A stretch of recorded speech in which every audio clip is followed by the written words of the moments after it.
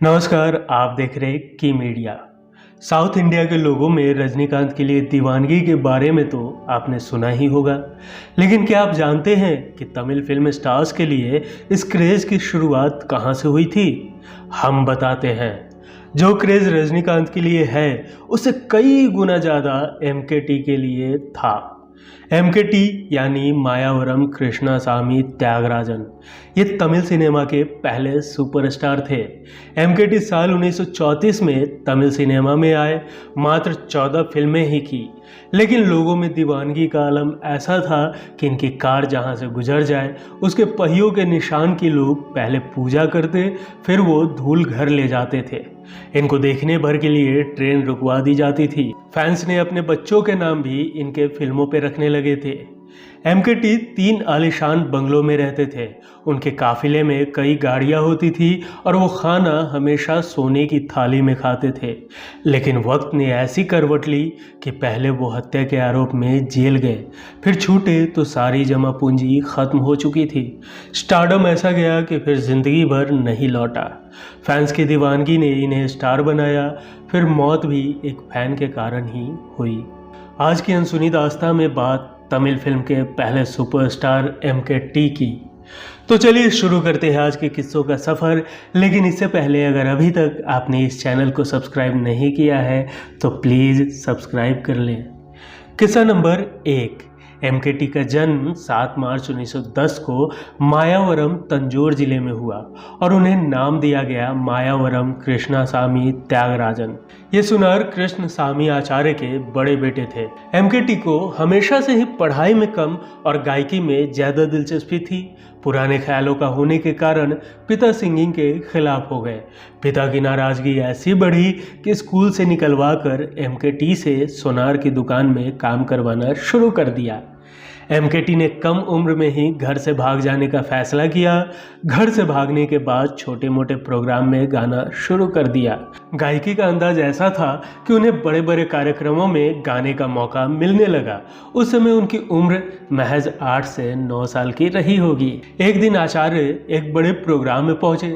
जब उनकी स्टेज पर नजर पड़ी तो उन्हीं का भागा हुआ बेटा एमकेटी गाना गा रहा था। लोग वाह वाह कर रहे थे। आचार्य ने बेटे के हुनर के आगे जिद छोड़ दी और उसे घर ले आए। अब उन्हें गाने से रोकने वाला कोई नहीं था। किस्सा नंबर 2। साउथ इंडियन रेलवे के एक ऑफिसर एफजी नातेशा अय्यर ने एक प्रोग्राम में एमकेटी को भजन गाते सुना। गायकी से इम्प्रेस होकर अय्यर ने उनको हरिश्चंद्र प्ले में लोहित दास का रोल ऑफर किया। इसके लिए उन्होंने एमकेटी के पिता से इजाज़त भी ली। महज 10 साल की उम्र में एमकेटी ने अपने अभिनय से लोगों की खूब तारीफें बटोरी। प्ले कामयाब रहा और उन्हें दिग्गज कलाकारों द्वारा ट्रेनिंग दी जाने लगी। एमकेटी को गायकी में ज़्यादा दिलचस्पी थी तो उन्होंने एक्टिंग के साथ 6 सालों तक मदुराई पोन्नू अयंगर से संगीत सीखा। 1934 में एमकेटी ने माइथोलॉजिकल प्ले पावला कोड़ी में अर्जुन का रोल निभाया। बिजनेसमैन लक्ष्मण चेत्तिर उनके अभिनय से इस कदर खुश हुए कि उन्होंने इस टाइटल के साथ एमकेटी को लीड रोल देकर फिल्म बनाने का फैसला किया। ये फिल्म जबरदस्त हिट हुई। किस्सा नंबर 3। एमकेटी अपने ज़माने के सबसे अमीर एक्टर थे जो लग्जरी लाइफ जीते थे। एमकेटी मद्रास में 3 आलीशान बंगले बनवाए जहां वो राजाओं की तरह रहते थे और सोने की थाली में खाना खाते थे। 1937 में रिलीज हुई एमकेटी की फिल्म चिंतामणि 1 साल तक रॉयल थिएटर में लगी रही। 1 साल तक थिएटर में लगी रहने वाली ये पहली तमिल फिल्म थी। फिल्म से इतनी कमाई हुई कि इससे रॉयल थिएटर के मालिक ने मदुरई में एक और थिएटर बनाया जिसका नाम ही उन्होंने चिंतामणि रखा। एमकेटी जहां कदम रखते उस मिट्टी को फैंस चूमते और घर ले जाते। एक बार कार से पुदुकोट्टाई रवाना हुए एमकेटी को रेलवे क्रॉसिंग पर रुकना पड़ा। वहाँ इन्हें देखने वालों की भारी भीड़ जुट गई। जब ट्रेन करीब से गुजरी तो गार्ड की नज़र एमकेटी पर पड़ी। गार्ड ने ट्रेन रुकवा दी और एमकेटी के पास जाकर उनका गाना सुनने की गुजारिश की। जब उन्होंने इनकार किया तो गार्ड ने बिना गाना सुने ट्रेन आगे बढ़ाने से इनकार कर दिया। एमकेटी ने गाना सुनाया तो ट्रेन रवाना की गई। किस्सा नंबर 4। एमकेटी के कॉन्सर्ट में इतनी बड़ी तादाद में लोग पहुंचते थे कि हमेशा जगह कम पड़ जाती थी। कई लोग पेड़ पर चढ़कर इन्हें देखते तो कई बिजली के खंभे पर। एक बार खंभे पर बैठकर इनका कॉन्सर्ट देखते हुए एक बच्चे को करंट लग गया। जैसे ही एमकेटी को इसकी जानकारी मिली, वो खुद उस बच्चे के घर पहुंचे।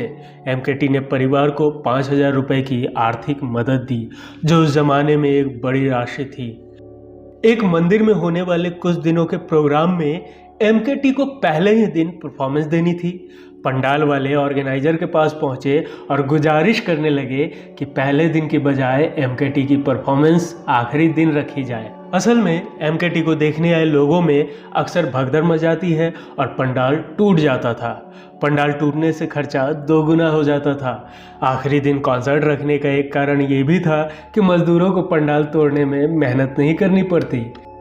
देवाकोट्टई में एक कॉन्सर्ट के लिए एमकेटी को लेने ऑर्गेनाइजर देवाकोट्टई रोड रेलवे स्टेशन पहुंचे। महाराजाओं की बग्घी के साथ 3 किलोमीटर तक खड़ी हुई भीड़ ने उनका जोर शोर से स्वागत किया। एमकेटी जब भी ट्रेन में सफ़र करते थे तो उन्हें फैंस की गुजारिश पर हर स्टेशन पर उतरना पड़ता था। लिहाजा स्टेशन के प्लेटफॉर्म टिकट खत्म हो जाया करते थे और ट्रेन को डेस्टिनेशन तक पहुंचने में कई घंटों का डिले होता था। किस्सा नंबर 5। एमकेटी की हेयर स्टाइल साउथ में इतनी पॉपुलर थी कि लोग उन्हें खूब कॉपी किया करते थे। सालाना उनका एक फैंस इस इच्छा के साथ उनसे मिलने आता था कि उसे सिर्फ एक बार एमकेटी के बालों में कंघा फेरने का मौका मिलेगा। वो हर बार कंघा फेर कर उसे सोने के कवर में रखता था। काराईकुड़ी में रहने वाले सत्यशीलन एमकेटी को एक तस्वीर में देखते ही ऐसे दीवाने हो गए कि उन्होंने अपना घर छोड़कर इन्हीं के साथ नौकर बनकर रहना शुरू कर दिया। सत्यशीलन ने अपना नाम ही एमकेटी गोपाल रख लिया। एक बार नहाते हुए एमकेटी की हीरे की अंगूठी कुएं में गिर गई। गोपाल ने ये देखते ही बिना कुछ सोचे कुएं में छलांग मारी और अंगूठी ढूंढ निकाली। ये देखकर एमकेटी खुद भी बहुत शॉक हो गए। गोपाल ताउम्र एमकेटी की सेवा करते रहे। उन्होंने अपने बच्चों के नाम भी एमकेटी के फिल्मों पर ही चिंतामणि और शिवगामी रखा था। गोपाल का एमकेटी से ऐसा गहरा रिश्ता बन गया कि नौकर होने के बावजूद एमकेटी उनकी बेटी की शादी में पहुंचे और गाना भी गाया। नागार्जुन नाम का टिप्पी राजापुरम में रहने वाला एमकेटी का एक फैन ऐसा भी था जो लाठीचार्ज से बने जख्म को देखकर ताउम्र खुश रहा। त्रिची में एमकेटी का एक कॉन्सर्ट हुआ था जहां भीड़ का पागलपन देखकर पुलिस को लाठीचार्ज करना पड़ा।